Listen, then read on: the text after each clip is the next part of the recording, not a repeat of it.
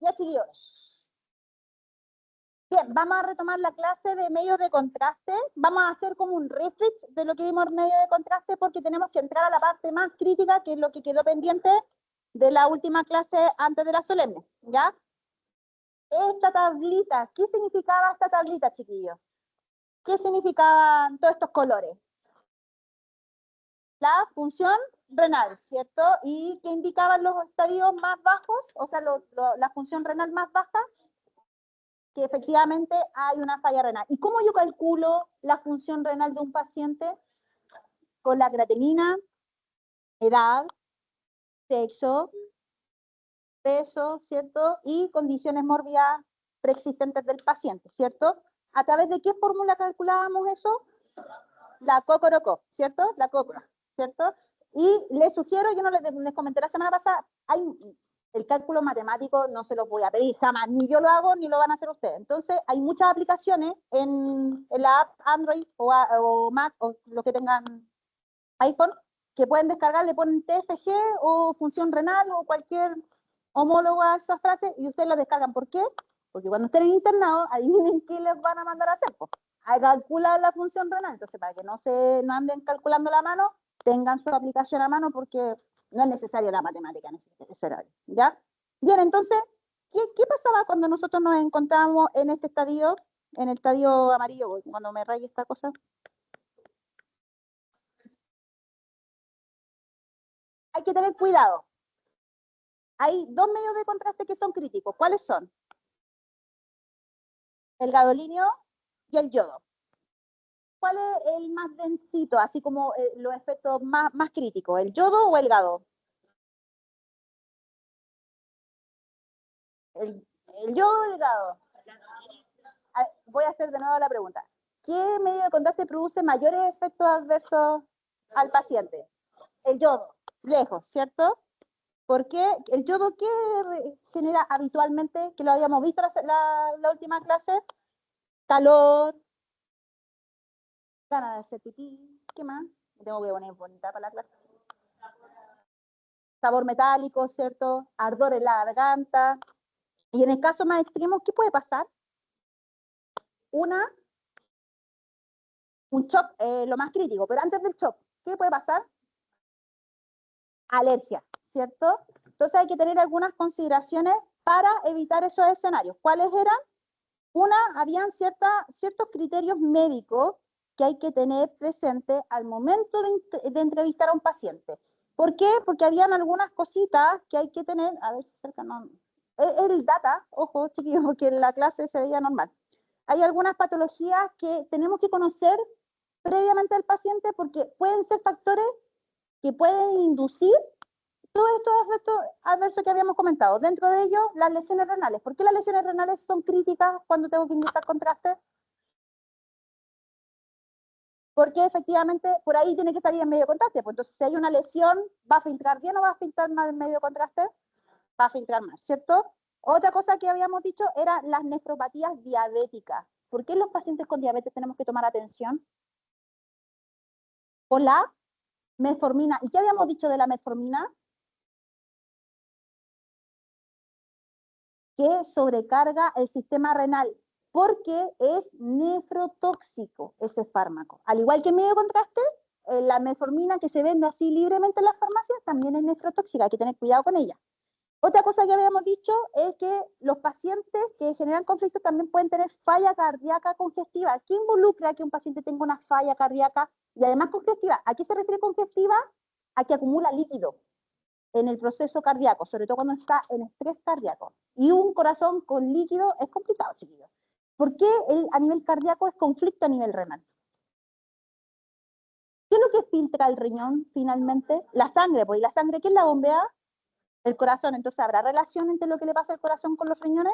Por supuesto que sí, de hecho son súper buenos amigos y cuando falla el corazón termina fallando siempre el riñón. Entonces, un paciente con falla cardíaca o con alguna patología cardíaca hay que echarle el ojo al Luqui, ¿cierto? Depresión de volumen. ¿Qué significará eso? Baja de volumen. ¿Y en qué otro escenario puede ser conflicto el volumen? Habíamos hablado de pacientes así, barros luquitos, politrauma, Trauma severo, pues chiquillos, así como choque Gran Avenida, choque autopista. Porque hay pérdida importante de sangre. ¿Y eso qué puede provocar? Que la función renal termine alterándose, ¿cierto? Pacientes ancianitos. ¿Qué le pasa a los abuelos? Está más viejito. ¿Por qué le pasa a los riñones de los abuelos? Envejecen y su función renal es más lenta, ¿cierto? Mieloma múltiple. ¿La habían escuchado el mieloma, no? Tiene cierta recurrencia en la población. El mieloma múltiple son múltiples lesiones óseas que se dan de forma sistémica, o sea, en todo el cuerpo, y el paciente se está llenando constantemente de tumores. Entonces, si un paciente que se llena de tumores podría tener una falla renal, consecuentemente, sí, pues de hecho, mientras más tumores tiene el paciente, mayor estrés metabólico tiene. Entonces, es una sobrecarga renal. Mieloma múltiple. Mieloma múltiple. Son lesiones óseas múltiples, sistémicas. Y obviamente, mientras más lesiones, mayor carga sistémica va a tener el paciente. Son tumores, ¿sí? Si ustedes buscan que mientras más tumores tienen los pacientes, mayor carga renal, mayor carga sistémica. El riñón tiene que filtrar por su órgano más los tumores que están alojados, porque eso genera un estrés. Grandes volúmenes de medio de contraste. Inyectar contraste en cantidades grandes, ¿qué puede ocasionar?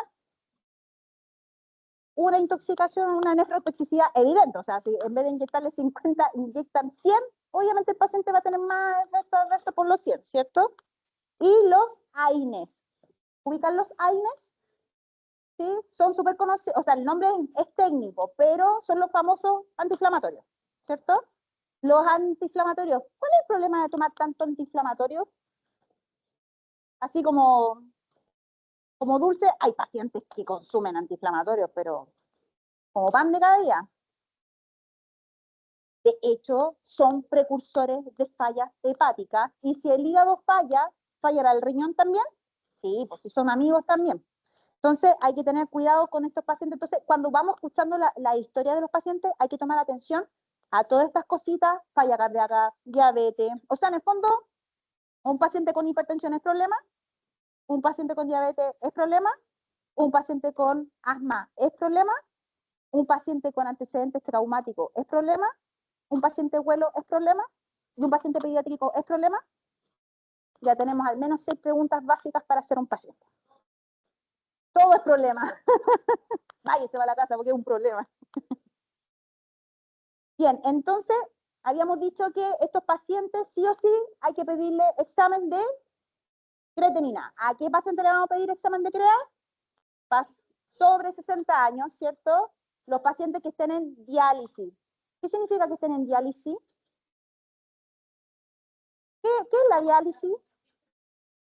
Es cuando, exactamente, es cuando filtran la sangre a través de una máquina, ¿cierto? Al paciente lo sientan como 2 horas y la sangre pasa alrededor de un equipo que filtra, que hace la pega del riñón, ¿cierto? Pacientes con trasplante renal. ¿Por qué le tengo que pedir CREA un paciente con trasplante renal? Porque de partida el riñón no es de, ¿cierto? Y por lo tanto no vamos a ver a ciencia cierta cómo está funcionando ese riñón. Los pacientes monorrenos, ¿por qué hay que pedirle creatinina? Porque tiene un solo riñón y ese riñón hay que cuidarlo como hueso santo, ¿cierto? Los pacientes que tienen cáncer renal, ¿por qué hay que pedirle creatinina? Porque tiene una lesión ahí in situ, ¿cierto? Y tiene que lidiar con el tumor más con todo el sistema metabólico. Y pacientes con antecedentes quirúrgicos previos por litiasis, por no sé, pielonefritis, por cualquier causa de pescado, ¿por qué tenemos que pedirle CREA?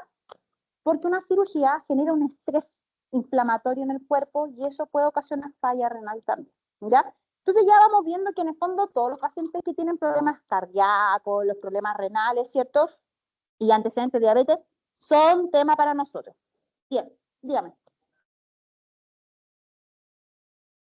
También, de hecho, a todos los pacientes hospitalizados que han tenido cirugía, indistintamente de sus causas, tienen que llegar con la creatinina sí o sí por los procesos inflamatorios postquirúrgicos. Y prequirúrgicos también, porque a veces llegan pacientes bien, bien malitos a los exámenes, ¿ya? Y ahí vienen a quién van a pedirle que vaya a recolectar toda esta información. Pues, a ustedes. Pues entonces tienen que estar súper atentos al valor de la creatinina, a la anamnesis, si trae las fichas, no trae las fichas, los exámenes complementarios que traiga, ¿ya? Entonces, habíamos visto también que no solamente el yodo es problema. ¿El gadolinio es problema también? ¿Y qué problema puede ocasionar el gadolinio? Una acumulación a nivel cerebral, ¿cierto? Porque el gadolinio es considerado un metal, ¿cierto? Y para que el gadolinio no sea nocivo en el cuerpo, ¿qué condición debería tener? Debe tener rápida eliminación y tiene que estar unida a una molécula. ¿Cómo se llama esa molécula? Oh, que era como una rejita, ¿cierto? Como un cascaro, como un cangrejo. Con un agente quelato, ¿cierto? Los famosos quelantes. Y lo que hace es que sea compatible con nuestro cuerpo. ¿Qué pasa cuando el paciente no logra eliminar el gadolinio? Se acumula, ¿cierto? La diálisis lo puede sacar, aunque le hagan 5 diálisis a pacientes, jamás van a sacar el gadolinio. ¿Y por qué no pueden sacar el gadolinio? ¿Ah? Porque es parecido a otra molécula, a otro átomo en realidad, pero no es el oxígeno. El calcio, excelente. Ah, estudió, muy bien. El calcio, ¿cierto? Ojo, chiquillos, vayan trayendo los apuntes, los resúmenes, porque vamos a ir reciclando información para las siguientes clases, ¿ya? Sí, pero cuando ya se desafilia de la molécula que lo hace compatible con el cuerpo. Ahí pasa colita por los canales de calcio y produce esa enfermedad. ¿Cómo se llama esta enfermedad? ¿Y qué significa fibrosis sistema nefrogénica? ¿Qué le está pasando al paciente? ¿Ah? Se empieza a fibrosar, así como las cápsulas de las mamas, de las prótesis de mama, lo que hace el cuerpo es encerrarlas con fibra, ¿cierto? Y lo que hace el cuerpo con el gadolinio es tratar de encapsularlo para que no siga envenenando el cuerpo, pero lamentablemente no lo logra y le había comentado, hay 2 casos reportados en Chile y uno Barluquito, lamentablemente, ¿cierto? Bueno, y hay que tener mucho cuidado, chiquillos, con el tema del gadolinio, sobre todo ustedes cuando como son la primera línea de trabajo con el paciente, que cuando no nos dicen toda la información, no nos vamos a dar cuenta de los efectos del gadolinio en el momento. Esto va a pasar meses después, 2 meses, 3 meses después. Entonces el paciente va a llegar con las lesiones ya in situ. Entonces hay que tener algunos cuidados. ¿Qué cuidados tenemos que tener con el gadolinio? Bueno, en realidad no son 15 aquí, son 30, ¿cierto? ¿En qué casos no podemos inyectar, aunque venga Boris, aunque venga Dios, aunque venga el creador del universo del agujero negro? ¿Cacharon esa noticia, chiquillos? Que hay una hipótesis que dice que el universo está dentro de un agujero negro en proceso de expansión. Es una hipótesis nomás, que el Big Bang ya no es el origen del universo, sino que fue el término de un nuevo origen que es del agujero negro. Bueno, a los que les gusta la cosmología son temas interesantes. Bueno, para mí lo son. Entonces, la fibrosis no se puede inyectar, o sea, se va a provocar en estos escenarios particulares, en pacientes que tengan funciones renales menores a 30, o sea, no podemos inyectar bajo ninguna instancia. Pacientes que tengan antecedentes de trasplante renal, usted le dice al paciente que tiene trasplante y se cancela la administración, aunque venga el director médico, el examen no se hace con contraste. Y en pacientes que estén en hemodiálisis, porque ya se sabe que la diálisis no sirve para estos escenarios, ¿ya? Bien, habíamos quedado acá, ¿o no? ¿Mm?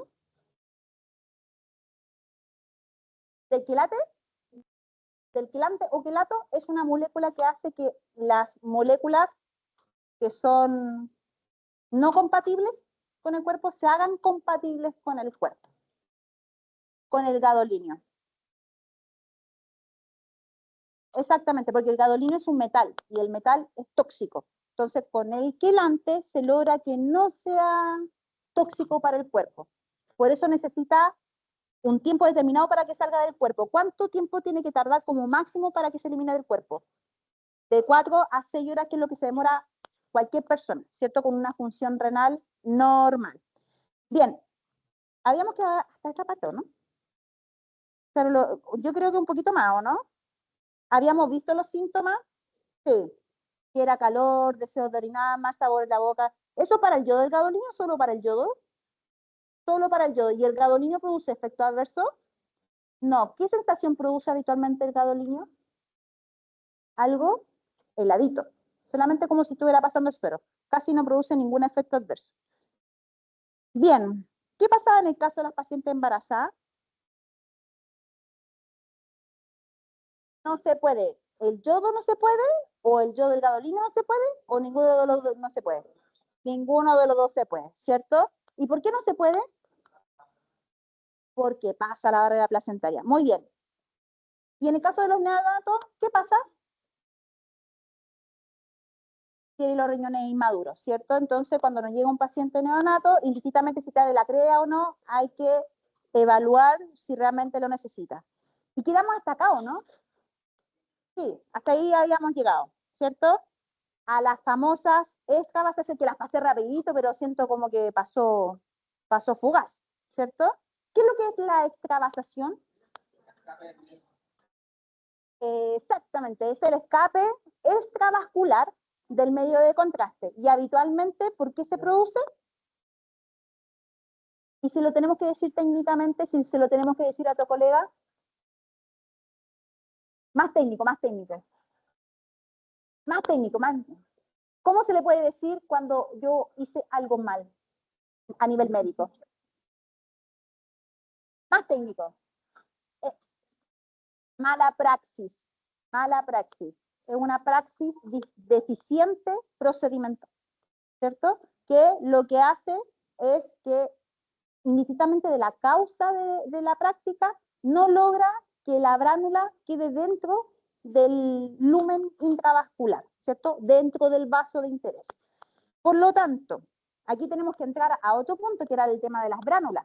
¿Cuántas bránulas existen para el uso imagenológico? 4. ¿Cuáles eran? 16. 16 igual, es cotota. 18, 18, 20, 22 y 24. ¿La 18 de qué color es? Verde. La 20, rosada. La 22, azul. Y la 24, amarilla. De todas formas, igual la vamos a ir viendo en el laboratorio, no hay problema. ¿Ya? Bien, y habían clasificaciones de las extravasaciones. Era leve, moderada y severa. ¿Cuál es la leve? Se alcanzó a detener en medio de contraste. ¿Y qué más pasa en la leve? El paciente produce dolor y enrojecimiento. ¿Qué hay que hacer en ese escenario? Detener, el medio, detener la inyección, ¿cierto? Sacarle la vía endovenosa, subirle el bracito a la línea media intermamilar, ¿cierto? Y poner compresas frías. Hay algunas bibliografías que hablan de caliente, pero la gran mayoría hablan de compresas frías. ¿Qué pasa cuando existe un edema, o sea, una extravasación moderada? O sea que hay dolor marcado, hay aumento de ampollas, o sea, sale una lesión, ¿cierto?, entre las 2-4 horas y además se ulcera. ¿Qué hay que hacer ahí? Ya dentro de lo que podamos, ¿cierto? Porque en el caso del yodo son más ml, pero en el caso del gadolinio, en un paciente de 80 kilos, ¿cuántos ml debería inyectar? Gadolinio, si tengo un paciente de 80 kilos, ¿cuántos ml debería inyectar? ¿Cuántos ml por kilogramo para el gadolinio? Ojo, que a ustedes los hacen cargar los medios de contraste. 0,1 por kilogramo. Por lo tanto, en un paciente de 80 kilos, ¿cuántos ml debería inyectar? 0,8. 8. Y un paciente de 3 kilos, 0,3. Y si estuviera inyectando yodo en un paciente de 80 kilos, ¿cuánto ml debería inyectar? 80 kilos. ¿Cuántos ml por kilogramo se ocupan para el yodo? Entre 1 a 1, tenía que haber preguntado más sobre el medio de contraste. Ya, pero vamos para la segunda. Vamos para la segunda. Hoy están bien preparados, chiquillos. Si no lo hemos hecho. Ya. Bien, entonces, algoritmo de trabajo es el siguiente. En el caso de extravasaciones medias y bajas, lo que hay que hacer para la inyección, retirar la vía, levantar el bracito, poner compresa y observar. 2-3 horas para la casa. ¿Qué pasa cuando empieza a salir la ampolla? ¿A quién tengo que llamar? Aparte del jefazo que nos va a llegar con un retazo de aquello. ¿A qué otro profesional teníamos que llamar? Al cirujano plástico. ¿Por qué? ¿Qué tendría que hacer el cirujano plástico? Cortar el brazo, ¿no? ¿Qué tenemos que hacer en el peor de los escenarios cuando se produce el síndrome compartimental? ¿Se acuerdan del síndrome o no? ¿Han visto Grey's Anatomy? ¿O alguna serie médica? ¿Han visto cuando los pacientes tienen politrauma y se les llena de sangre? ¿Qué hacen? Les rajan la piel para que salga explosivamente la sangre. Eso es real, eso pasa en la realidad, lo he visto. Y eso es el síndrome compartimental, cuando se va llenando de líquidos las cavidades musculares. Cavidades, entre comillas, para las fascias musculares. Entonces el medio de contraste puede producir lo mismo. ¿Y qué pasa en ese escenario? ¿Qué pasa si el yodo queda pegado entre medio de los cuerpos musculares? Entonces, ¿qué tienen que hacer? ¿Cómo se llama ese procedimiento? Se raspa, pero técnicamente, ¿cómo se llama ese procedimiento? Que de hecho lo hacen con los abscesos. Más técnico. ¿Qué es lo que hace uno cuando se ensucia una herida? ¿Y cómo se llama eso a nivel técnico? Aseo, pues chiquillo, aseo quirúrgico. Aseo quirúrgico se llama, pues igual cuando hay peritonitis se le hace aseo quirúrgico en los intestinos. Ya, hasta ahí todo bien, ¿cierto? Ok, llegamos al peor escenario, a lo peor que nos puede pasar. ¿Ah? Es cuando el paciente empieza a presentar alergia. Esto ya terminamos la extravasación y ahora nos encontramos en otro escenario, cuando el paciente empieza con alergia. Entonces, ¿qué es lo que es una alergia? Es lo primero que tenemos que preguntarnos. ¿Qué es lo que es una alergia? Es una reacción inmunológica, ¿cierto? Frente a un agente determinado, en este caso el medio de contraste. Y se puede dar de 3 niveles, al igual que el protocolo. Bueno, en realidad en la medicina todo se escala a 3 niveles, leve, moderado o severo, ¿cierto? En el caso leve, ¿qué es lo más común? Que el 80% del escenario de las reacciones alérgicas asociadas al medio de contraste. Ya, pero ¿cómo se llama eso a nivel médico? Urticaria, ¿cierto? Y salen, ¿qué cosas? Roncha. ¿Y al nivel médico cómo se llaman? Úlceras no. ¿Ah? Como tienen otro nombre, ¿cierto? Y yo tampoco me acuerdo. Pero tienen otro nombre, se los debo. ¿Ya? Rosácea. Se produce rosácea, no me acuerdo el otro nombre, ya se los debo. ¿Ya? Bien, entonces ya sabemos que el paciente lo primero que va a presentar va a ser picazón, edema, enrojecimiento. ¿Qué otra cosa puede presentar el paciente frente a una reacción alérgica? Estornudo, ¿cierto? Porque puede ser sistémico. Ok, esto pasa en los primeros segundos. Después empieza la segunda fase, fase moderada. ¿Qué le empieza a pasar al paciente? Se empieza a cerrar la vía aérea. Esto pasa en segundos, chiquillos. Empieza a generarse edema mucoso de la vía aérea y empieza el broncoespasmo. ¿Qué significa el broncoespasmo? Que el paciente literalmente se le hunden las costillas y empieza... Entra aire, pero no puede salir. ¿Qué tenemos que hacer ahí? Entrar en pánico. Tenemos que parar el procedimiento y llamar a la unidad de emergencia local, ¿cierto? Y dentro del otro criterio es que, aparte del broncoespasmo, el paciente empieza con edema facial que es eso, se les hincha la cara y empiezan todas las mucosas a inflamarse. Esto pasa en segundos, chiquillos, pasa en segundos.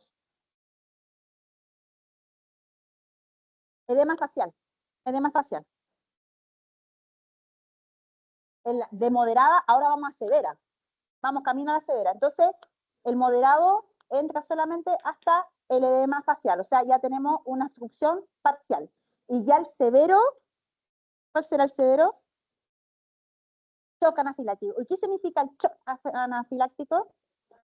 Se le cierra completamente la vía aérea, el paciente se hipotensa. ¿Y qué escenario tributa eso? Paro cardiorrespiratorio. ¿Qué tenemos que hacer ahí? ¿Y antes del RCP?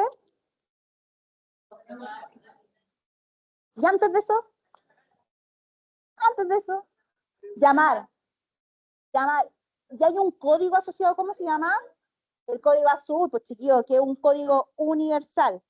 Entonces, Sí, así como Grey's Anatomy, vamos con todo el cara de bar y todo eso. Exactamente. Entonces, hay ciertas incidencias que pueden ser precursoras de un shock anafiláctico. ¿Cuáles son? Antecedentes de alergias previas al yodo. O sea, si el paciente presentó una vez alergia al yodo, es altamente probable que la reacción siguiente sea más agravante. Antecedente de asma. ¿Por qué el antecedente de asma es un problema? Ojo, aquellos que tienen asma. Ojo ahí. Una, porque le cuesta respirar y el yodo genera estrés cardíaco, puede generar estrés cardíaco o estrés hemodinámico, mejor dicho. Sí, porque el yodo es altamente denso o bajamente denso. Altamente denso. De hecho, lo vamos a ver en el laboratorio, es pegajoso. Imagínense que pase por el corazón, que pase por los riñones, más por la transmisión sanguínea respiratoria. Es todo un tema, ¿cierto? Y alergia a algunos alimentos cruzados. Antiguamente se hablaba de los mariscos, pero hoy en día ya no es categórico porque hay un factor explícito, una proteína explícita que es de efecto cruce. El resto de las líneas marinas no es problema, ¿ya? Ahora, hay segundos factores de riesgo que son secundarios, ¿cierto? Pero están la gran mayoría influenciados por consumo de fármacos, o sea, que generen un estrés renal y como consecuencia un estrés hemodinámico. Arritmia, obviamente problemas cardíacos, ¿cierto? Feocromocitoma, que esto no lo voy a preguntar en la prueba, pero son lesiones que se producen directamente en atención a la condición sanguínea del paciente. No vamos a entrar en temas, pero está relacionado con temas hemodinámicos. Pacientes inmunocomprometidos, ¿cierto? Los pacientes con leucemia o con otras patologías que son sistemáticas, que obviamente les son precursoras para este tipo de escenarios, ¿ya? Ahora,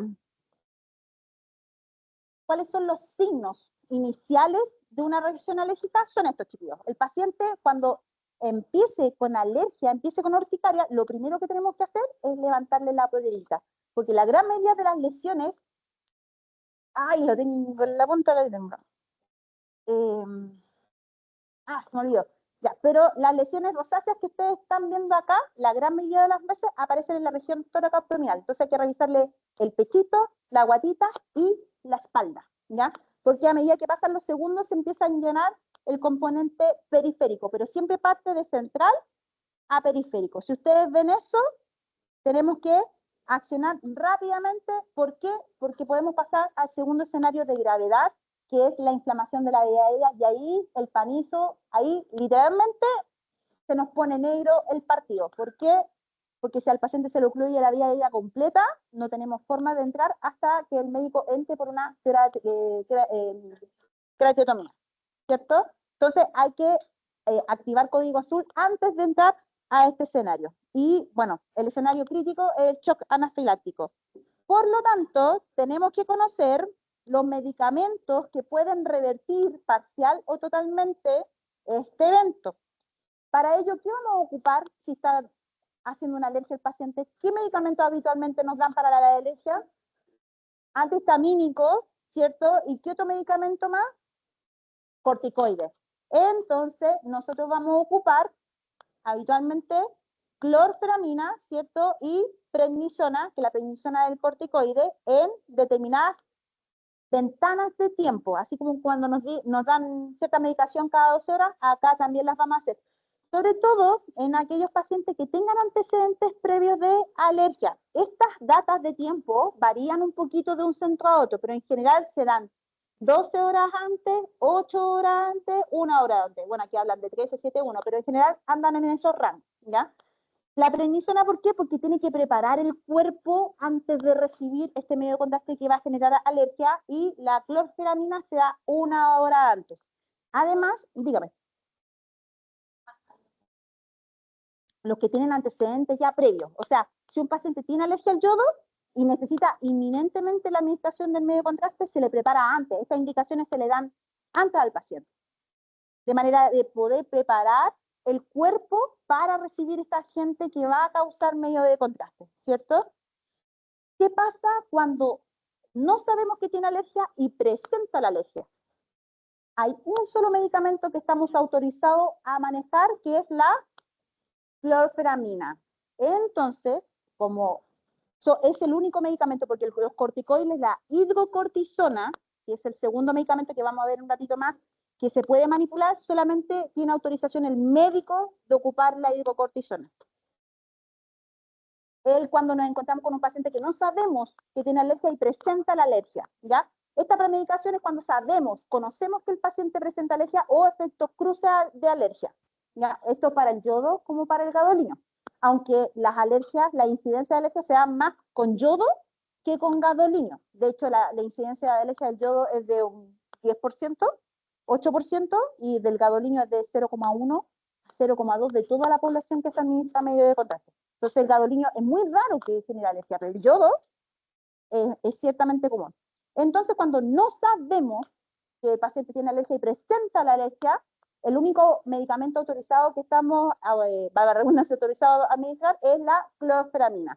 La clorfenamina habitualmente en los centros en las unidades de imagenología viene en una ampolla de 1 ml y tenemos que diluirla para administrarla. Cuando uno se va acostumbrando en la clínica, cuando uno ve que el paciente es medio hipocondriaco y empieza que tengo alergia de A, de B, C, uno prepara la clorfenamina antes. Porque como les comenté, el cerebro es muy capcioso y uno cree lo que se dice. Entonces, si el paciente dice que es alérgico, es altamente probable que genere una reacción alérgica. Se lo digo por experiencia propia. Entonces, uno siempre va preparando el material antes de tiempo, ¿ya? ¿Qué pasa cuando nos encontramos en este escenario y el paciente responde rápidamente a la alergia? Entramos al código azul. ¿Qué es el código azul? Es un sistema de alerta universal, ¿cierto? En todos los centros médicos se indica como código azul, es muy raro que se encuentren con otro código, en donde hay un flujograma estricto que tenemos que conocer todos, y de hecho, cuando usted vaya a campo clínico, lo primero que tiene que preguntar es ¿cuál es el flujograma del código azul? ¿A quién tengo que reportar frente a un código azul? ¿Por qué? Porque usted no puede dejar como a la nada por ser practicante de que no va a estar enfrentado a un código azul. De hecho, es altamente probable que se enfrente a un código azul, ¿ya? Entonces, es un procedimiento avanzado, médico, en donde tenemos que dar asistencia inmediata porque la vida del paciente se encuentra comprometida, ¿cierto? Entonces el código azul es una emergencia en donde considera 4 criterios previos para considerarlo código azul. Que el paciente se encuentre en paro cardiorrespiratorio, esté convulsionando, cualquier tipo de convulsión, ¿cierto? Tenga un paciente pérdida de conciencia o tenga antecedentes o esté cursando una hemorragia masiva, ¿ya? Entonces, para eso, ¿qué es importante? Por ejemplo, en el caso de paro cardiorrespiratorio y pérdida de conciencia, va a ser lo más habitual que nosotros en imagenología vamos a ver. Entonces, ¿qué tenemos que hacer antes de activar el código azul? Que habíamos dicho hace poquito, signos vitales, ¿cierto? ¿Y cómo se analizan los signos vitales? Hay un ciclo que se ve en manejo básico de RCP. ¿Cuál era? ¿Cómo se llama?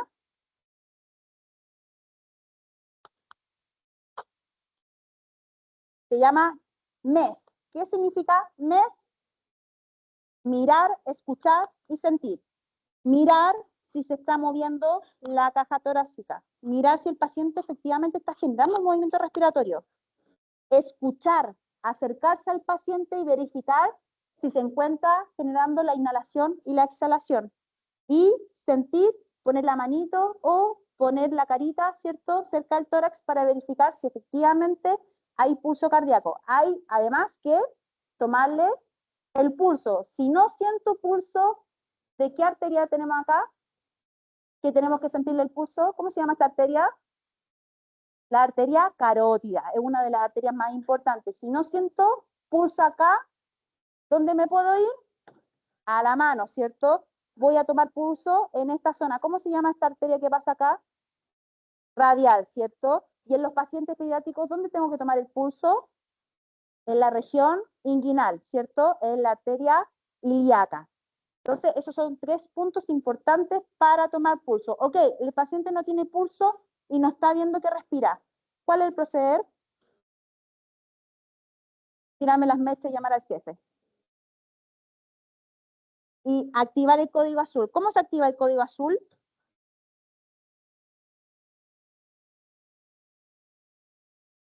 Exactamente, hay un flujo establecido para poder indicar el código azul. Tengo que llamar al número establecido según la institución, por eso es importante que cuando vayan al centro médico pregunten por el código azul, porque cada código, cada forma de llamar es distinta de acuerdo al centro médico. Hay algunos que tienen clave específica, otros tienen celulares, ¿cierto?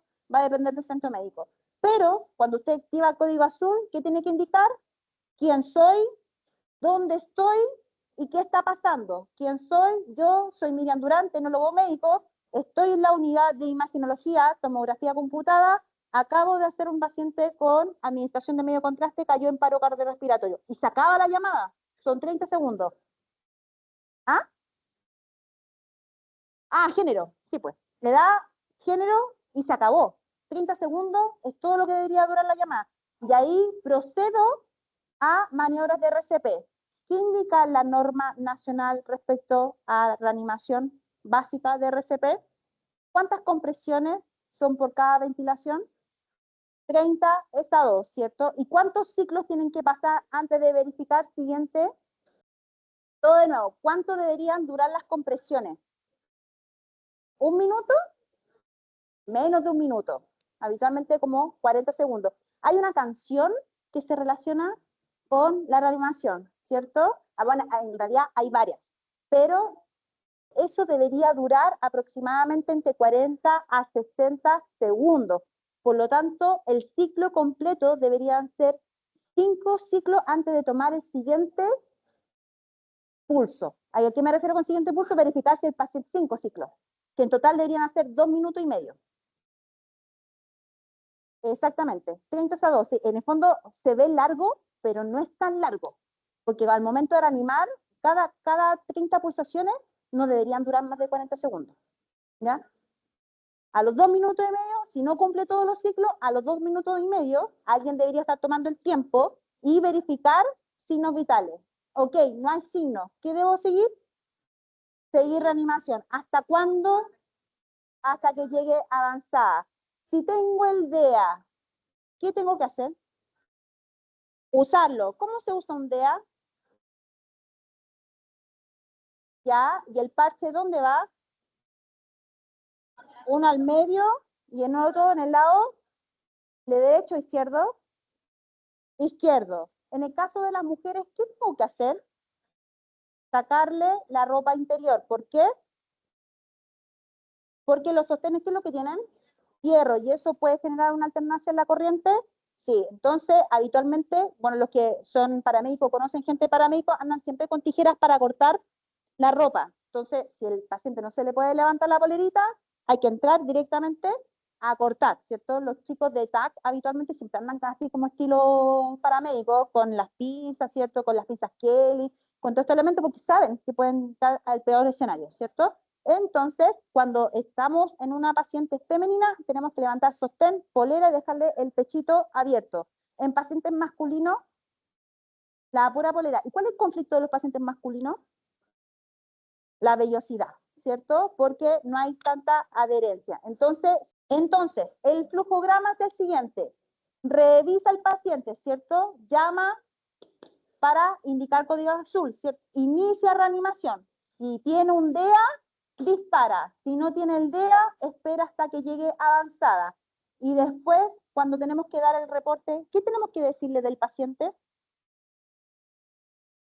Se murió. Nombre, ni siquiera el root, nombre, edad, género, ¿cierto? Las condiciones mórbidas por las cuales venía y qué estaba pasando cuando cayó en el paro cardiorrespiratorio, ¿cierto? Bien, entonces, una vez que nosotros ya tenemos el ciclo finalizado, ¿cierto? En donde nosotros vamos a reanimar y además vamos a ventilar, ¿cierto? Para eso necesitamos 2 operadores. Si usted está solo, ¿cómo lo hace? Pero si está solo, que es poco probable que se encuentren solo. ¿A qué se le da prioridad? ¿A la ventilación o al masaje? Al masaje. Si usted está solo, usted da prioridad siempre al masaje. Si hay un acompañante, uno termina en manejo de masaje y el otro empieza a Ventilar. ¿Cómo se ventila? ¿Con qué elementos? ¿Cómo se llaman los elementos para ventilar al paciente? ¿Cómo se llama esa bolsa que uno ocupa? AMBU, ¿cierto? Y tiene una mascarilla. Esta mascarilla tiene un globito que lo vamos a ver en el laboratorio y la cabeza, ¿en qué disposición tiene que ir? En posición de extensión. ¿Para qué necesito la extensión? Para despejar la vía aérea. Y además, ¿qué tengo que hacer? Traccionar la mandíbula hacia anterior. ¿Para qué? Para que la lengua se desproyecte. Además, ¿qué tengo que usar como complemento a eso? Que lo ocupan mucho los bomberos. Un tubito chiquitito, cortito. ¿Cómo se llama ese tubito chiquitito, cortito? ¿No le pasaron eso? Se llama cánula mayo, que es con un tubito que se da vuelta y se ingresa. No se preocupen. El RCP básico. El carro de paro no han visto tampoco. Ya, no se preocupen porque eso también lo vamos a ver en los laboratorios. Entonces, al paciente lo ventilamos y además le tenemos que poner una cánula mayo. No la vamos a ver hoy día, la vamos a ver en el laboratorio. Hay de varias medidas de acuerdo a la línea laringea del paciente y vamos a aprender cómo se mide la línea laringea del paciente para poder ocupar la cánula mayo correcta, ¿ya? Tenemos AMBU para pacientes adultos y para pacientes pediátricos. Y las mascarillas van de acuerdo al tamaño de la cara. Obviamente uno, por tema de baraje, se va acostumbrando a medida que va reanimando al tipo de paciente. Entonces, ¿cuál es el flujograma inicial? Evaluar al paciente, ¿cierto? Si efectivamente tiene signos de paro cardiorrespiratorio, pedir ayuda a través del código azul, ¿cierto? Habitualmente se maneja con 2 funcionarios, entonces en la unidad de imagen nos vamos a encontrar con el tecnólogo y el técnico, y habitualmente es el profesional que se queda manejando al paciente y el técnico el que hace la llamada, el que hace todas las gestiones complementarias hasta que ayuda o da sostén complementario al tecnólogo. Dentro de ellos es avisar el código azul, llevar el carro de paro y visar el carro de paro. Y adivinen a quién mandan a avisar constantemente el carro de paro. A ustedes, ¿cierto? Entonces ustedes tienen que estar siempre con la bitácora del carro de paro al día, aunque es pega de enfermería, pero finalmente lo terminan mandando a usted, ¿ya?